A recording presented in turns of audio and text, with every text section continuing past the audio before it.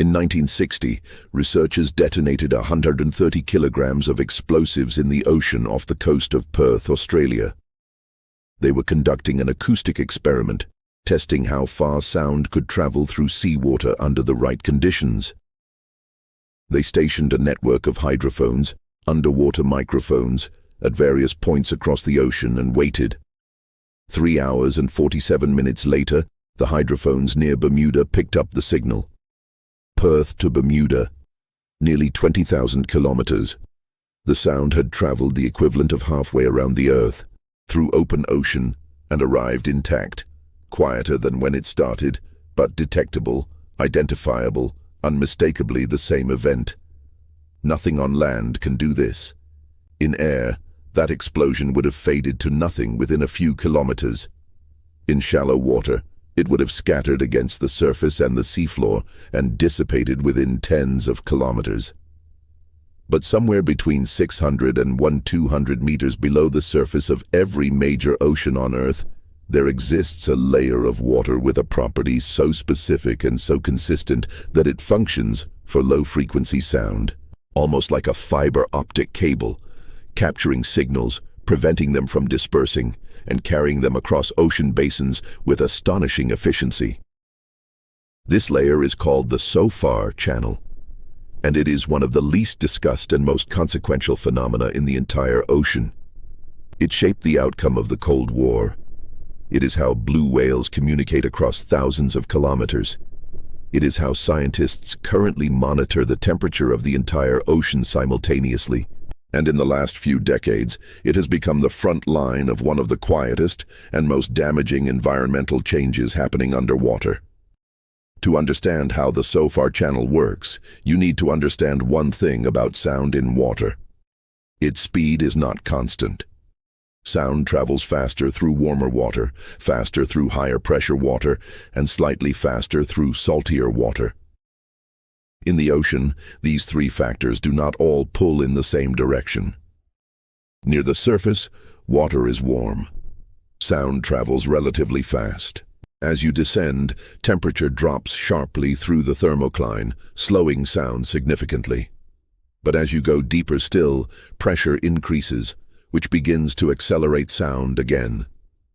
The result of these competing effects is a specific depth, varying between roughly 600 and 200 meters depending on location and season, where the speed of sound reaches its minimum. This minimum speed layer is the SOFAR Channel axis, and the physics of what happens to sound waves there is the key to everything.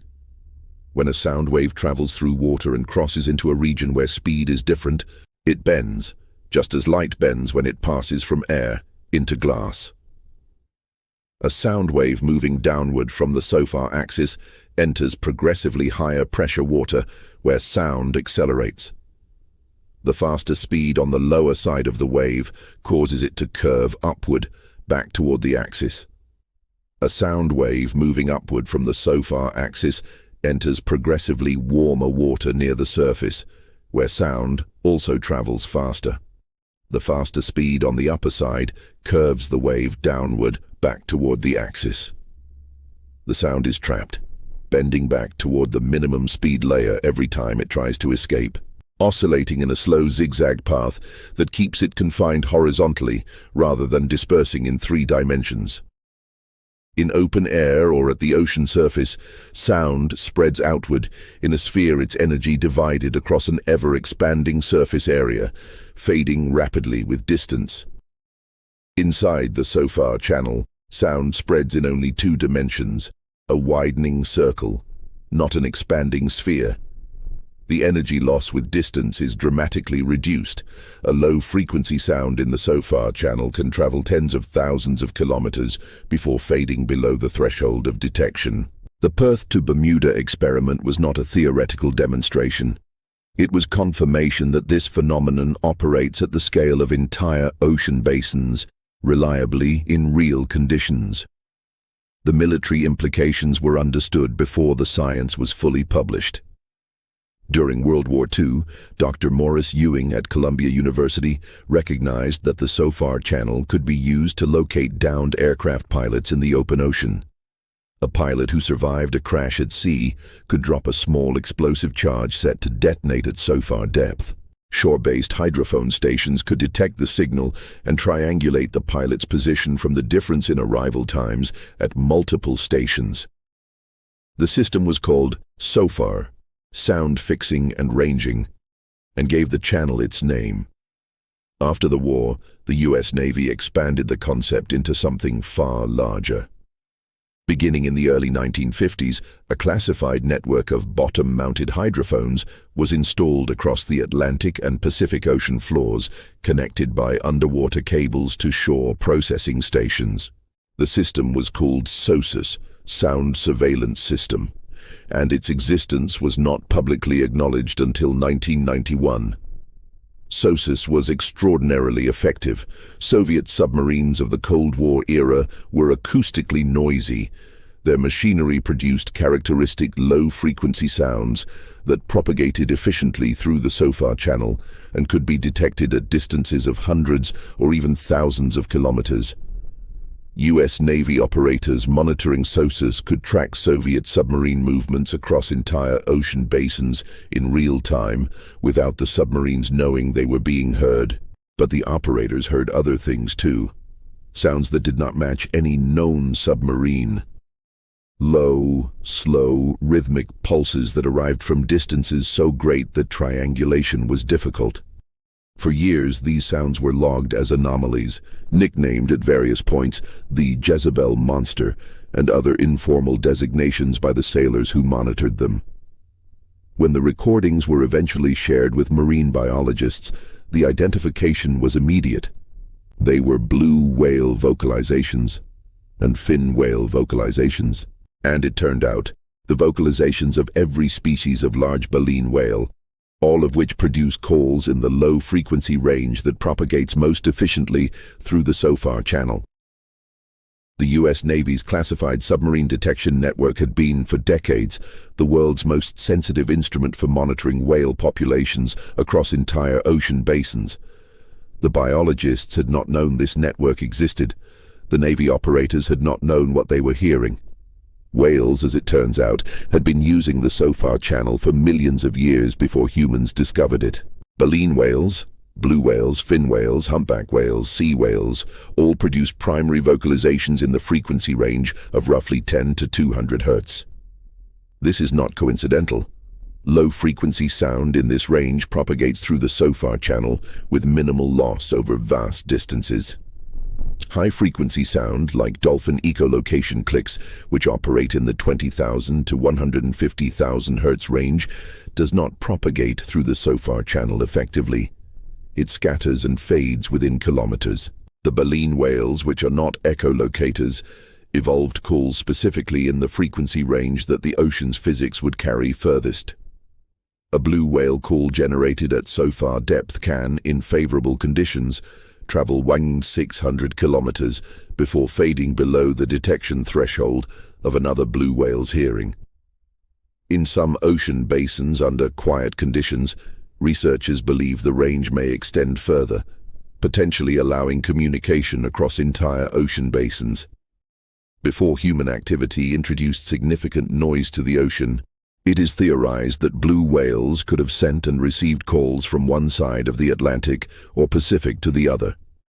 Their voices, in the right conditions, could have crossed entire oceans. We do not know what information baleen whale calls carry at these distances.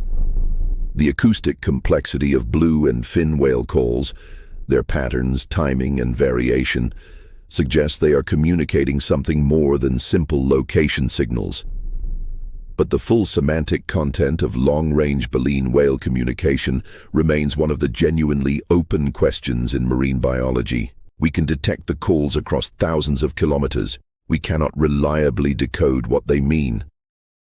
Beginning in the 1990s, after SOSUS was declassified, oceanographers recognized that the SOFAR Channel could be used for something beyond military surveillance or wildlife monitoring. The speed of sound in water is sensitive to temperature. Specifically, warmer water carries sound slightly faster. If you generate a known sound at one point in the ocean and measure how long it takes to arrive at a known receiver, the travel time gives you a precise measurement of the average temperature of the water along that entire path. Not the temperature at one point, but the integrated temperature across thousands of kilometers of ocean at SOFAR depth in a single measurement. This became the basis of a research program called Acoustic Thermometry of Ocean Climate, or ATOC. In 1991, a prototype experiment called the Heard Island Feasibility Test generated low-frequency sound from a location in the southern Indian Ocean and successfully detected it at hydrophone stations across both the Pacific and Atlantic, demonstrating that a single sound source could provide temperature data across virtually the entire ocean simultaneously. ATOC and its successor programs have been running in various forms ever since. The ocean is warming. The data from multiple independent measurement systems confirm this. Acoustic thermometry, because it integrates temperature across entire ocean basin transects, provides a level of spatial averaging that point measurements and satellites cannot match. The warming signal is cleaner in acoustic data because it is not a sample from one location, but an average across thousands of kilometers of water. What acoustic thermometry has shown consistently is that the deep ocean is warming at a rate that is measurable and accelerating. The SOFAR Channel, which was created by the physics of temperature and pressure, is a precise thermometer for the very conditions that create it. As ocean temperature rises, the channel axis shifts slightly in depth. The propagation properties change slightly, and those changes are recorded in the arrival time of every acoustic signal that passes through it. The ocean is telling us its temperature through sound continuously. We built the instruments to listen. The data is not reassuring. The other consequence of the SOFAR Channel's acoustic efficiency is one that receives far less attention than it deserves. Commercial shipping generates low-frequency sound, engine vibrations, propeller noise, hull movements, in the frequency range of roughly 10 to 300 Hz. This is, not coincidentally, almost exactly the frequency range that propagates most efficiently through the SOFAR Channel. Every large cargo vessel crossing an ocean is injecting noise directly into the layer of water most efficient at carrying that noise across ocean basins. Since the mid-20th century, the volume of commercial shipping traffic has grown by orders of magnitude. Acoustic monitoring data from hydrophone networks across the Pacific and Atlantic show that ambient low-frequency noise levels in the SOFAR Channel have increased by approximately 10 to 12 decibels since the 1950s. Decibels are a logarithmic scale. A 10 decibel increase represents roughly a 10-fold increase in acoustic power. The ocean, in the frequency range where baleen whales communicate and where sound travels furthest, is approximately 10 times louder than it was 70 years ago. The effect on baleen whale communication is measurable and severe.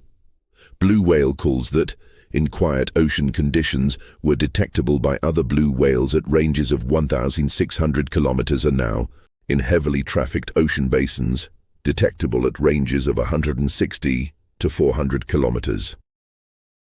The acoustic range across which blue whales can find mates, coordinate movements, and maintain contact with other members of their population has been reduced by 50 to 90% in the most affected areas.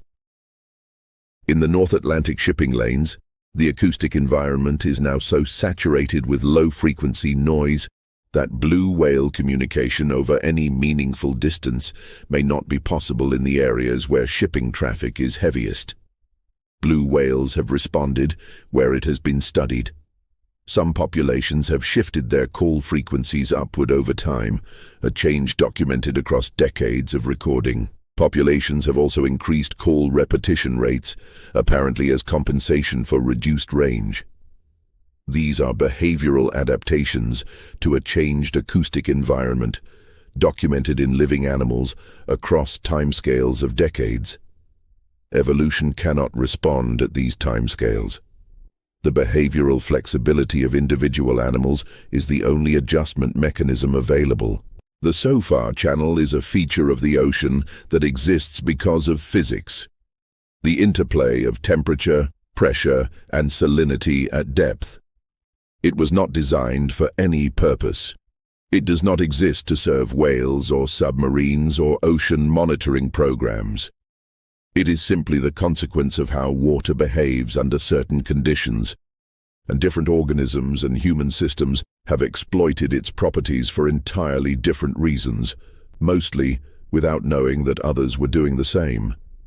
The whales found it first, probably tens of millions of years ago, as baleen whale evolution progressively favored lower frequency calls that carried further in water. The US Navy found it independently in the 1940s, classified the discovery, and built a global surveillance infrastructure around it. Oceanographers found it in the same decade, spent decades without access to the military's data, and eventually, through declassification and international collaboration, built their own monitoring infrastructure for climate research. All three uses of the same physical channel are now operating simultaneously. Whale calls propagate through the same water column that carries shipping noise and research acoustic signals. The instruments monitoring ocean warming detect in the same datasets the noise floor from commercial traffic and occasionally the signals of large cetaceans.